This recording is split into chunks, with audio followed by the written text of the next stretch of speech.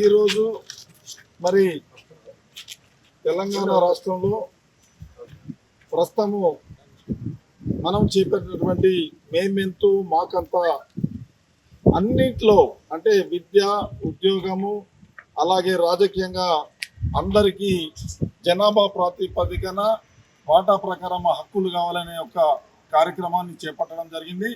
అందులో భాగంగానే మరి బీసీ, ఎస్సీ, ఎస్టీ, జేఏసీ నేతృత్వంలో నిన్న మండల రెవెన్యూ కార్యాలయంలో మరి వినతి పత్రాలను ఇవ్వడం జరిగింది.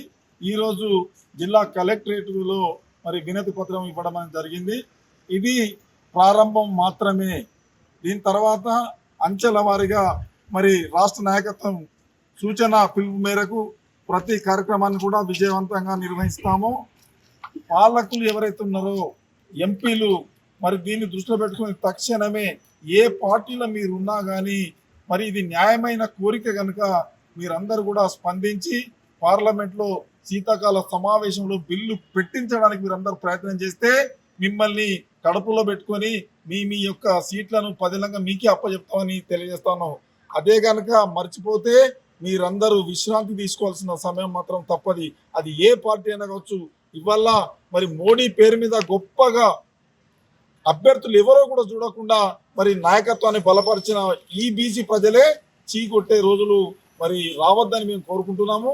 అది రావద్దనుకుంటే గౌరవ మరి ఎంపీ గారు తప్పకుండా మోడీ గారితో మెప్పించి, మాకు తెలుసు మీ చాతుర్యము, మీ ఇన్ఫ్లుయెన్స్ అంతా కూడా హైకమాండ్లో, కాబట్టి మీరు చొరవ తీసుకోండి. మిమ్మల్ని కడపలో పెట్టుకోవడానికి మేము సిద్ధంగా ఎల్లవేళ్ళు ఉంటున్నాము.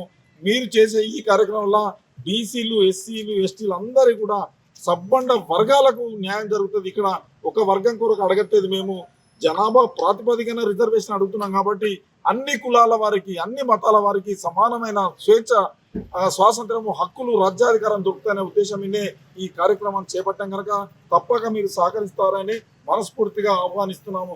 జై బీసీ, జై బీసీ, జై బీసీ, జై బీసీ. బీసీ, ఎస్సీ, ఎస్టీల ఐక్యత, వర్ధిల్లాలి. ఎస్సీ, ఎస్టీల ఐక్యత, వర్ధిల్లాలి. జై భారత రాజ్యాంగం, జై భారత రాజ్యాంగం.